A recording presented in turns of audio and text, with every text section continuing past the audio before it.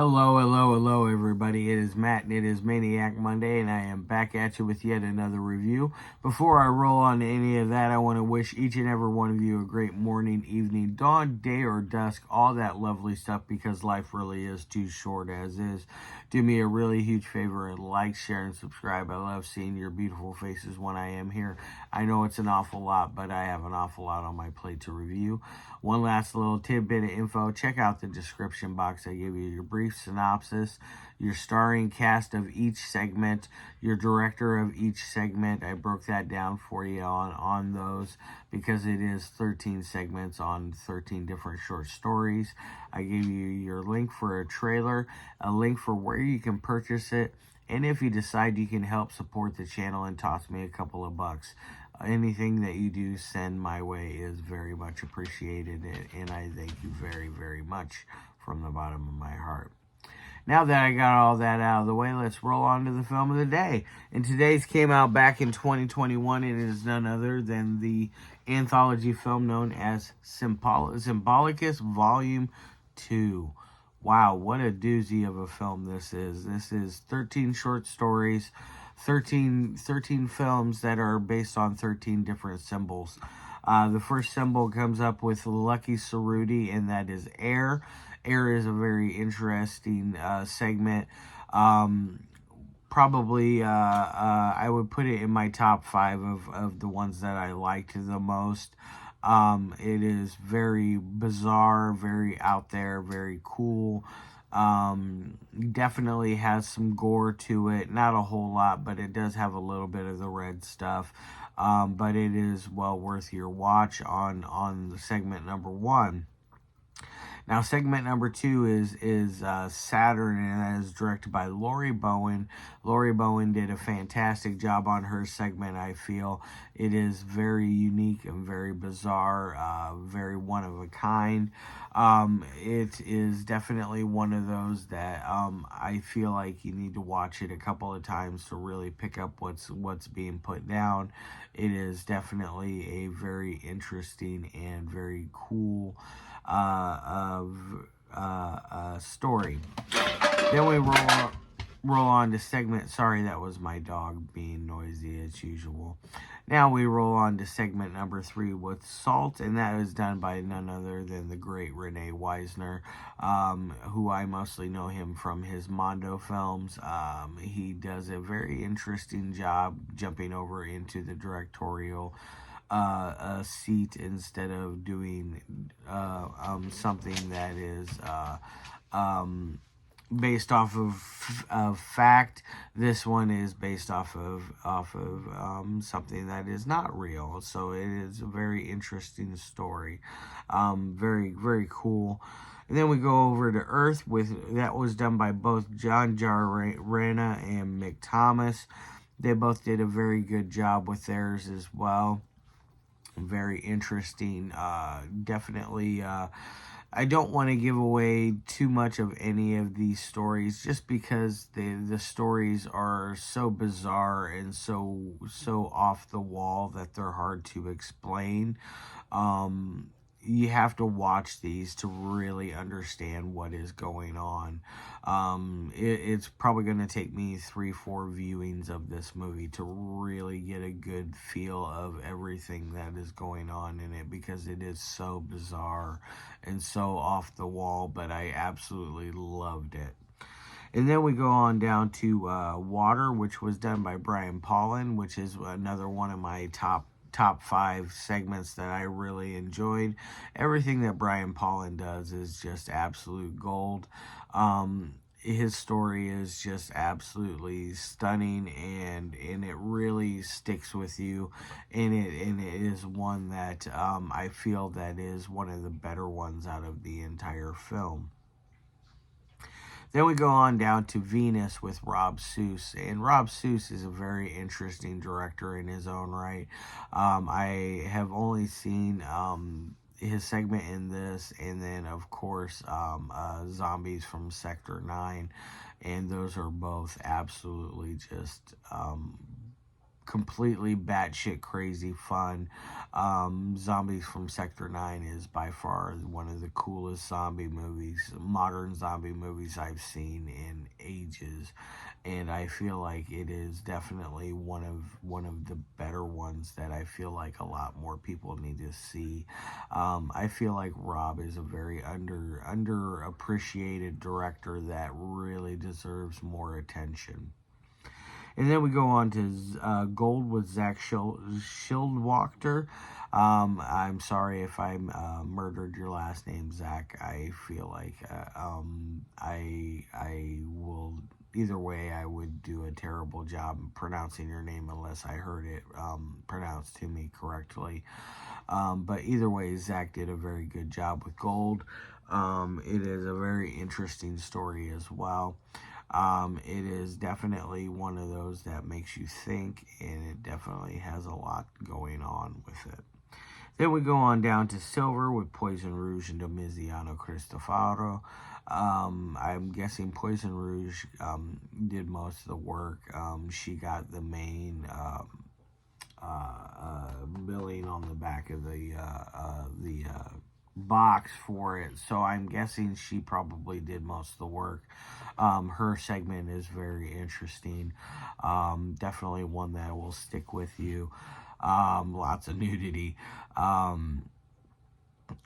Definitely a lot of full frontal male nudity, that is, by the way.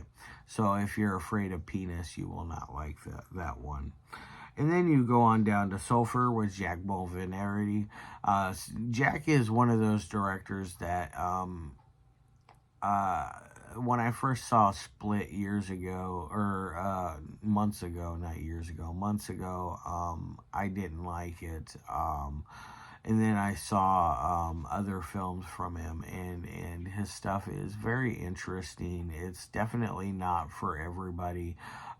His style is very, very unique and very, very niche to his own record.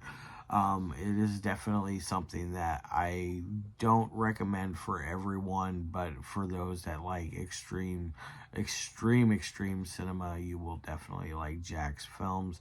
Definitely check out Split. That one is probably his most popular one that I know of. And then we go on down to Iron, and Iron is my favorite story out of all of them, and that was done by Nathan Hine, or aka Harry Collins. I feel like that one was so much fun. He got his crew of Bob Ruslavic with him.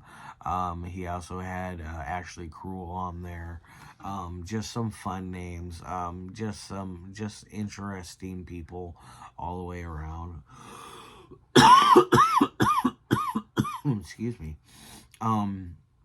I really highly recommend the Iron segment from Harry Collins, 100%. It is by far, like I said, my favorite segment of the entire film. It is very, very good, very funny, very tongue-in-cheek. It definitely sticks out the most out of all of them because it is not like any of the others.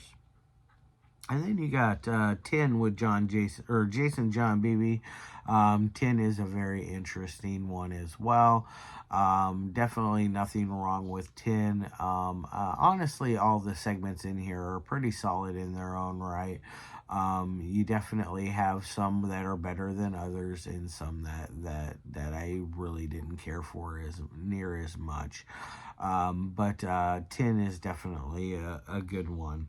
And then we go on down to Mercury with Michaela Bellamy. I've seen this one before under its other title. I believe it's Video Vor, I believe is what it's called. Or maybe it's Halloween, Haunted Halloween, or something along those lines. Either way, it's available over on Michaela's YouTube channel, which is where I got to see it just a few short days ago. So it was really nice to rewatch that segment because it is a very cool segment. It is definitely my second favorite segment of all the entire movie. And then we go last but not least with Fire with Rafael Desporades. Yeah, I'm sorry, Raphael, for murdering your last name as well. I feel like you did a very good job with Fire. It is a very interesting segment. It is definitely one of those mind-numbing segments that will leave you thinking afterwards. And it definitely is very gory out of all of them. I think it's probably the goriest out of them all. If memory serves me correctly, if it's the right one. I remember it having to do with a lot of self-mutilation, so that was definitely really interesting. Now, this movie runs at about an hour and 27 minutes, I believe is what the runtime was on it. It's not that long. It's your regular feature length type film. So you can watch this in a normal time. You're not going to be spending a couple of hours trying to figure out all the symbols in this. Not unless you rewatch the entire thing over and over and over again. Now, on to the 3 things that I like my films to meet. All the segments meet all the criteria very well. First one being audio. Audio is good in all of this. I never once was misunderstanding what was being said. I understood what little dialogue is in through it. The most dialogue is probably in Iron, the Harry Collins one, because there is a lot of dialogue in there. And it is very, very fun dialogue, by the way. So it gets an A+ on audio. Now, on to dialogue. There isn't a whole lot of dialogue throughout the whole thing, but there are segments that do have their dialogue. Like I said, Iron has dialogue. Air definitely does. And then there's Water, Rob Seuss's Venus.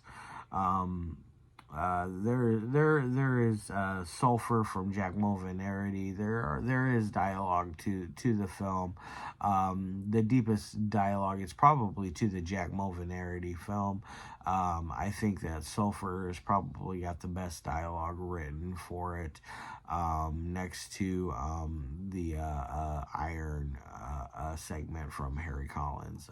That one I just can't say enough good about. I loved it that much. I wanted to rewatch that segment just because I enjoyed it so much. And now on to dialogue. It gets an A on as far as that. On to editing. Editing is where it gets its pride, its joy, its best work is done in its editing, because I have a feeling that editing something like this together would be kind of a nightmare in places.